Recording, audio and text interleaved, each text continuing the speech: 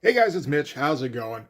All right, not too long ago, we took a look at what we would consider probably the heavyweight champ of the late 80s and 90s in Wolverine. But in the 90s, you had a lot of up-and-comers as well. You had Ghost Rider, you had Punisher, and in 1993, there was a relatively new kid shooting up the ranks, and that was Gambit. So we're going to take a look at Gambit number 1 today. We took a look at his first appearance not too long ago, and since then, he's been gaining steam at a kind of a ridiculous rate. Propelled by, I would say, three main things. One was that, he was a Jim Lee designed character, and thus, when Jim Lee started the adjectiveless X-Men run, Gambit got heavily featured, and Jim Lee was one of the hottest artists going at the time. That was only going to work in Gambit's favor. Another thing was that there was a burgeoning romance plot going on between Gambit and Rogue that was just starting around now. And the third thing was that nobody really knew much about him. He was one of those man of mystery characters. People love that shit.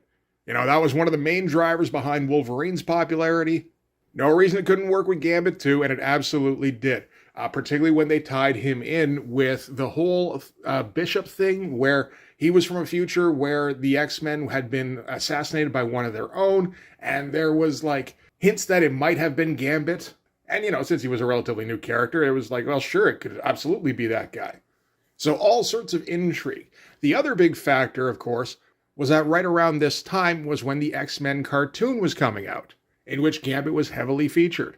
And comic readers were all watching that shit, but I think it's fair to say it probably also brought in a lot of new readers, and one of the most interesting characters on the cartoon is Gambit, so they're going to want to see more of that guy.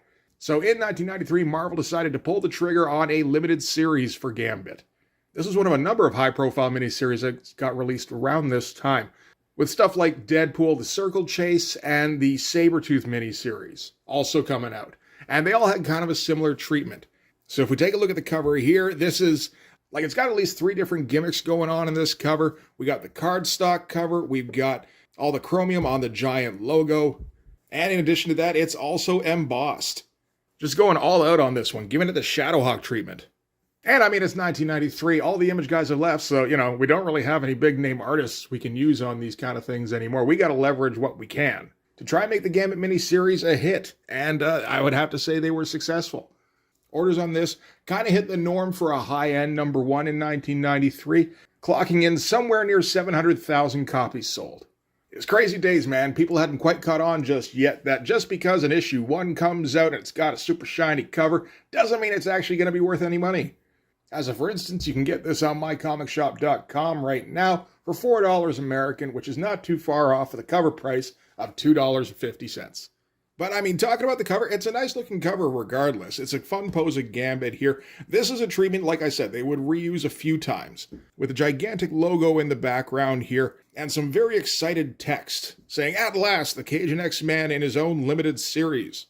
So this one is, it's not going to be, like I said, they didn't really have superstar artists at the time, but that doesn't mean that we didn't get the good stuff, because this one's going to be drawn by Lee Weeks and inked by Klaus Janson, which is a pretty interesting combination. This is going to be written by Howard Mackie of Ghost Rider fame. And Howard Mackie's okay.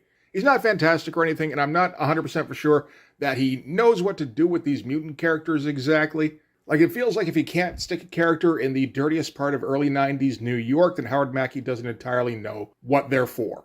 So for this one, he's going to lean heavily on time-honored cliches, which at least is going to leave us, you can kind of disengage your brain from the writing and just enjoy the art, which is going to be pretty great. So we're going to start things off in Louisiana because, that's where Gambit's from, where we get an ominous figure moving through the streets. This is going to be the tithe collector. So this is a guy who works for the different guilds. There's the 2 main guilds in New Orleans. There's the Thieves Guild and there's the Assassins Guild. The guys who plan Mardi Gras aren't quite a guild so much as a committee, but I think they wield comparable power. It is kind of interesting reading this in a post-John Wick world because this does feel like it has that kind of atmosphere where everybody on the streets feels like they're a member of one guild or another, and this is one of the untouchables who kind of rises above both guilds. But a whole lot of atmosphere to start things off with. And, going very faithfully on the backgrounds. Lee Weeks does a lot of that. I took a look at just how old Lee Weeks was when he was doing this, because I know he wasn't in comics too long at this point. At Marvel, at least, he'd been working for 5 years. But he'd really only started really making his name on Daredevil a couple of years before this. That was where I first saw him. And he had already kind of like mastered the fundamentals, like particularly Light and Shadow, to the point where you figure like he must have come up in like the early 80s, maybe even the 70s. But no, as far as I can tell, his first work in Marvel is like 1987. At this point, he's like 31. So it feels a little crazy. It feels like he stepped into comics like fully formed, basically. I kind of want to look at some of his early work, to be honest, and see if there's any kind of learning curve, because I've never seen it. But this is gorgeous looking stuff. There's some quick scrawling going on here that feels reminiscent to like Mark Silvestri with Dan Green on inks. And that feeling is going to persist throughout the comic. There's a few influences in this, it feels like. You know, like being in the wake of not having any image artists anymore, it feels like the editors were talking to Lee Weeks and being like, if you could import any elements from any of those popular guys, that would be cool. Guys like Jim Lee, guys like Mark Silvestri, Mark Teixeira even. He'd already done his Wolverine run at this point. And we're going to see bits of it throughout. So anyway, some members of the Thieves Guild here, they notice the tithe collector, so the tithing is going to be happening soon. Everybody has to attend that. It's a huge event. To not attend it is like a huge dishonor.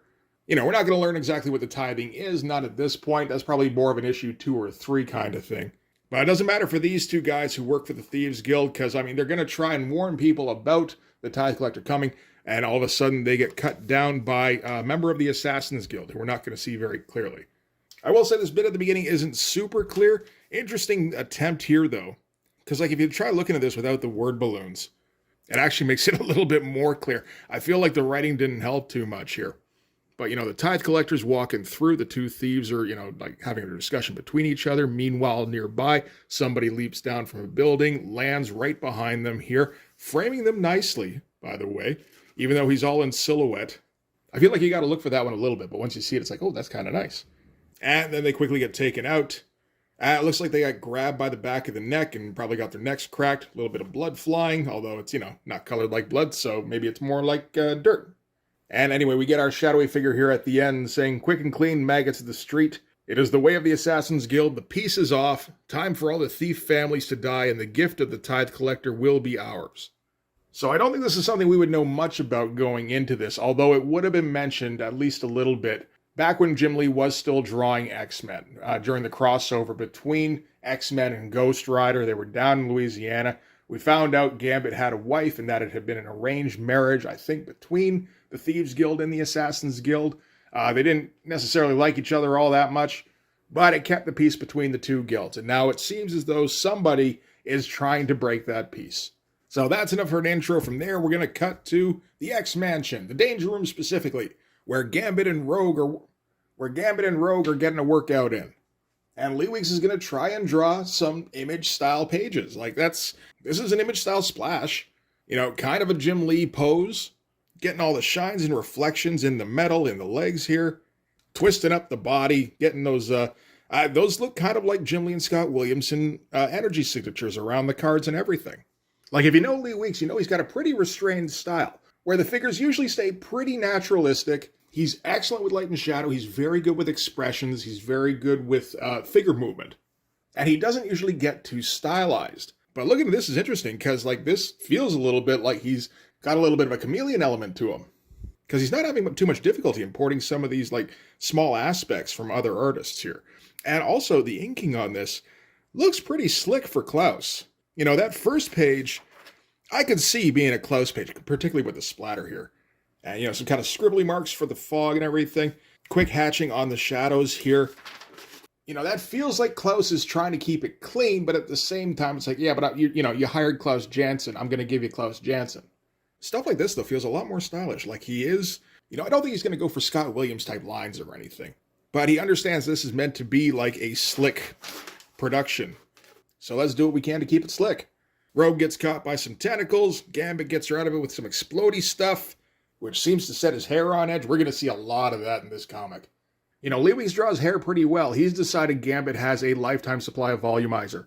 And the dynamic we're starting things off with seems as if we're kind of scaling back a little bit from as far as I'm pretty sure Rogue and Gambit were at this point. Because it feels more like the Jim Lee days, where Gambit is trying to make overtures at Rogue, and Rogue is trying to rebuff him, but not really rebuff him that much.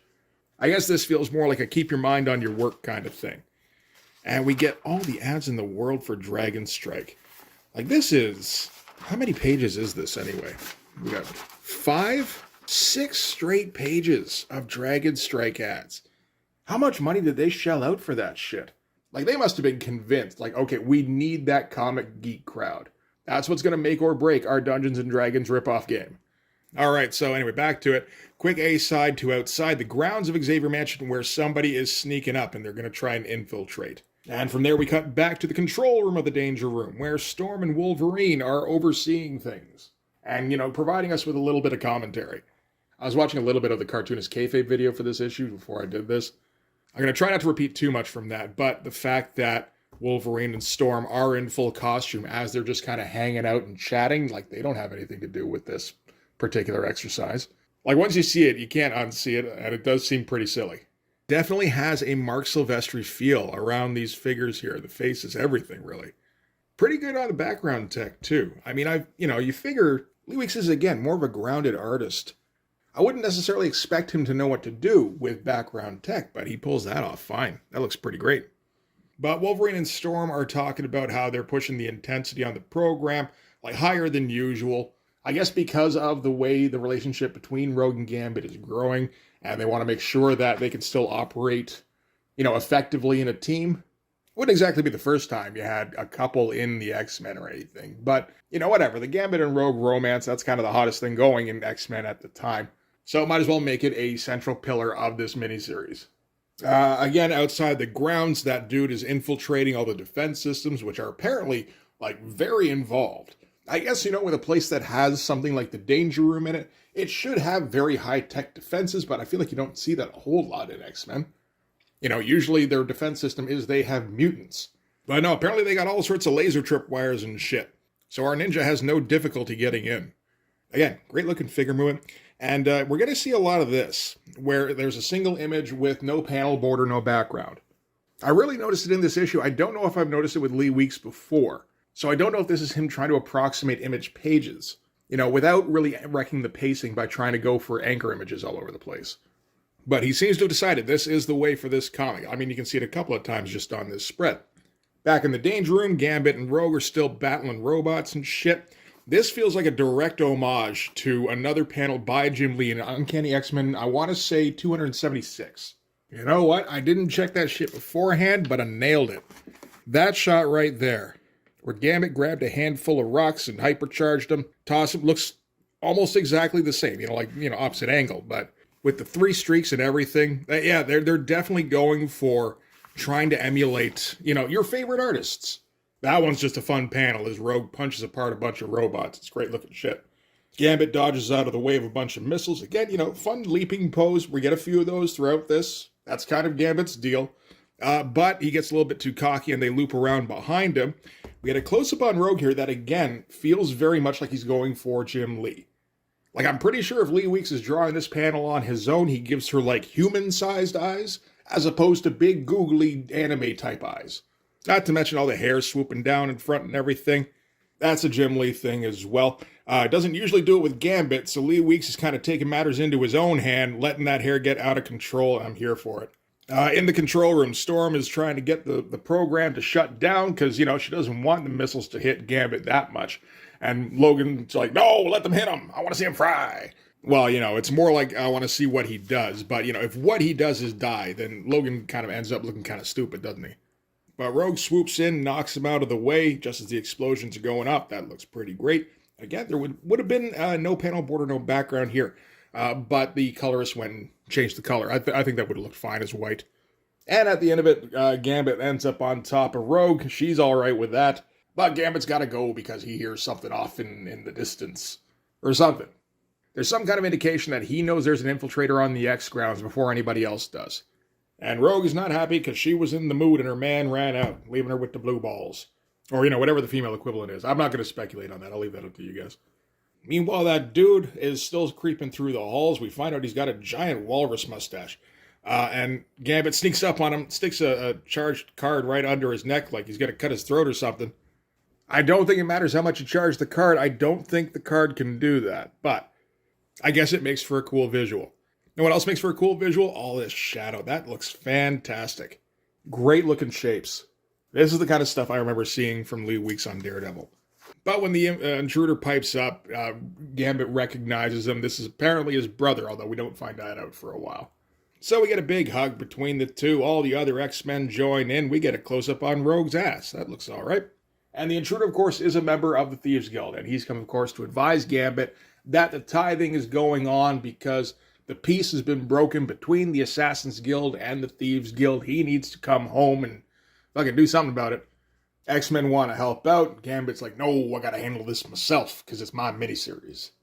Well, I guess he doesn't say it like that. It's probably more like... But yeah, the gist is that Gambit's going to have to handle this on his own. Which I don't know if we've seen too much of before this. You know, like, yeah, maybe for short stints. Probably not for 4 issues, though. And again, with how popular the character was getting, you know, people were ready for that shit. So as soon as they leave, Gambit's brother gets cut down by some arrows.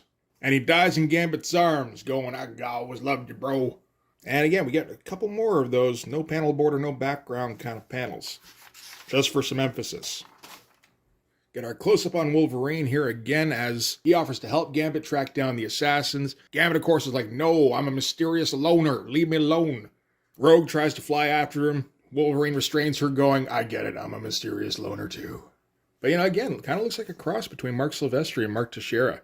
Like, basically just if Mark Teixeira sped up and made his lines a little bit more lively. I feel like this is what we get. Back to New Orleans. We're in the Thieves Guild. And they're all having a discussion as they prepare for the tithing. Apparently, they've got some kind of elixir that they bestow upon a member of the guild.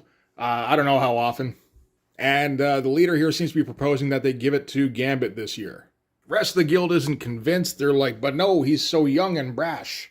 Oh, they do say that too. Young, brash, impulsive, and not truly one of ours. Again, we're playing the hits in this, right? Let's see how many cliches we can cram in. The schlockier, the better. We're also going to cut away to Paris, where there's some girl who's an external. I'm not entirely sure what that is. I tapped out before we figured that one out. Great background shot of Paris, though. That looks fucking fantastic. I don't know how accurate, but the Eiffel Tower looks pretty good. Oh, and hey, she's got Gideon with her. Remember Gideon? No, you don't. Gideon showed up in like 3 X-Force comics in the crossover between X-Force and Spider-Man. And I don't know if he showed up once between then and this issue. But, you know, we got us a character. He's bald and yet somehow has a ponytail. We might as well use him. Back to Gambit, though. Chasing the assassins through the woods. Those are some great-looking woods, really. Again, had that Silvestri feel. And get this pretty good shot of him chasing after them. That is an incredibly wide stance looking at it. All right, this isn't something we do often, but I feel like I got to make an exception in this case. How wide is that stance? So we got our one leg here. Goes like that. Another leg goes up that, and up there. Yep, so that's our foot. Sure it is. The other one is way the fuck down here.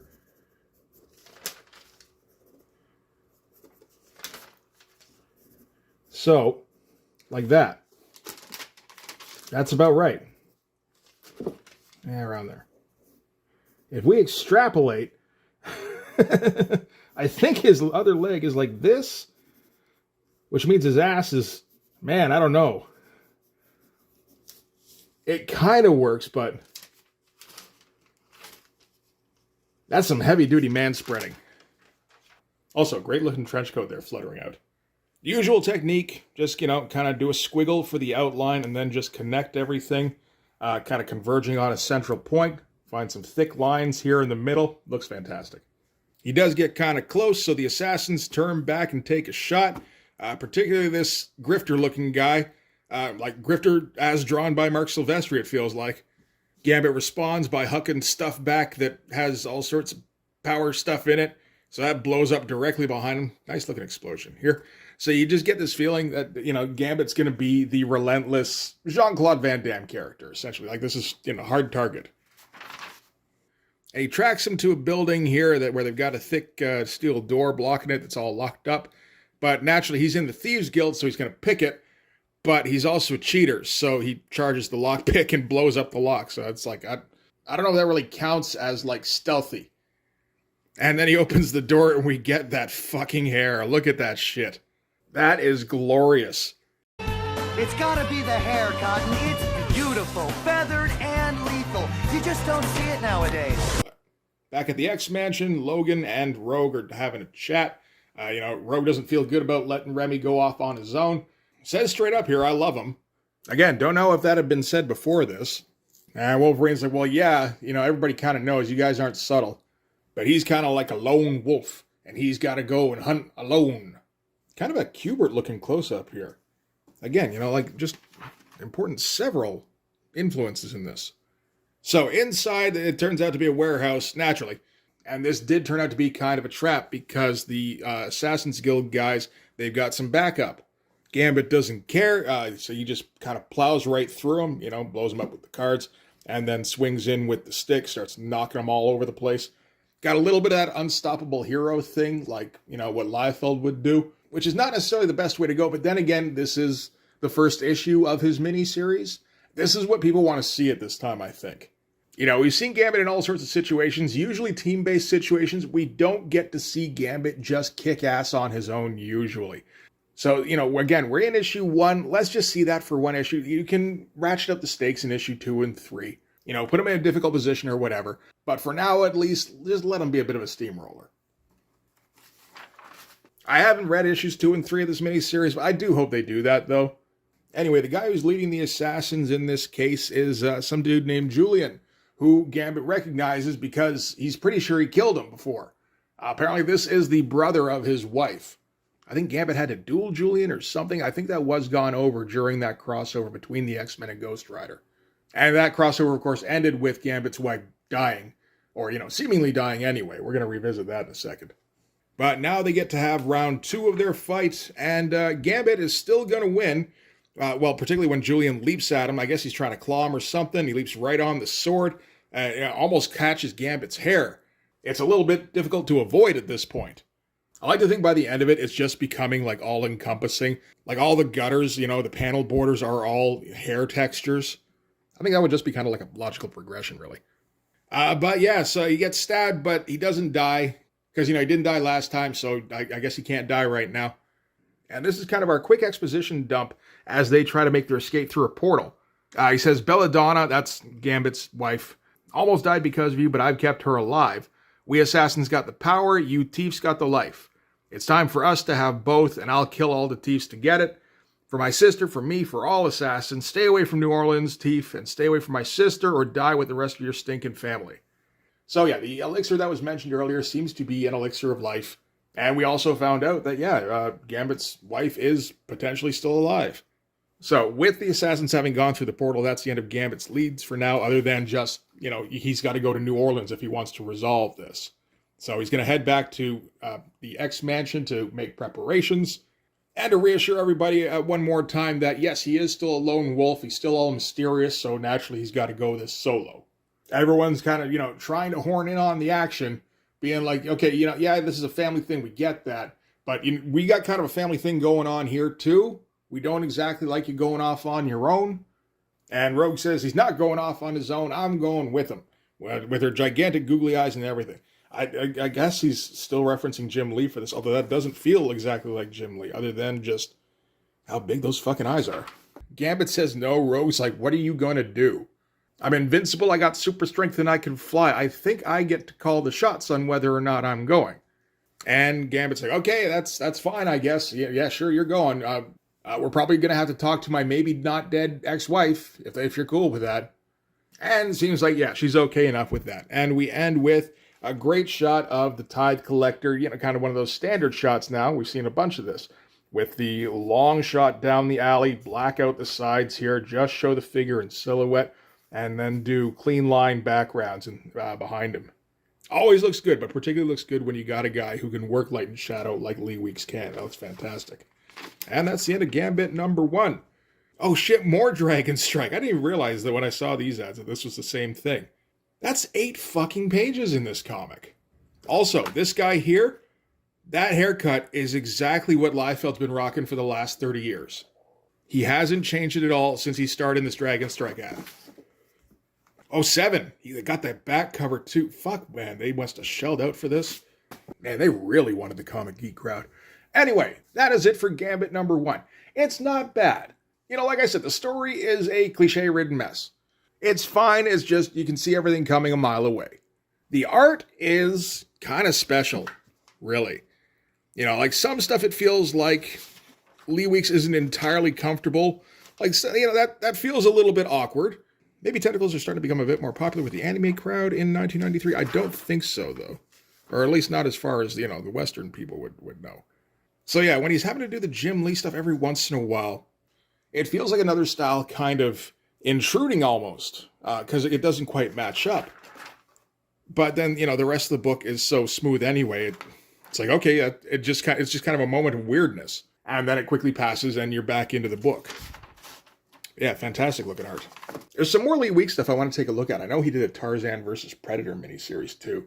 I imagine that makes far better use of Lee Weeks' usual style. But like the importing of style elements, that was getting to be kind of a common thing at Marvel in the mid-90s. Even at this point, we'd already seen it a few times with Art T-Bear on X-Men. I'm not sure when Stephen Platt starts on Moon Knight, but around then he is kind of importing McFarlane elements. That might just have been up to him.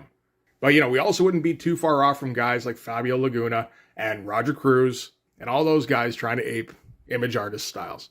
Again, I'm very sure under editorial direction. So yeah, you get some weird results sometimes, but luckily there's enough of Lee Weeks' regular style in this to shine through. So that worked out okay. Anyway, that is going to do it for this one. So thanks very much for watching, guys. Don't forget to hit like on your way out. Hit subscribe as well if you haven't.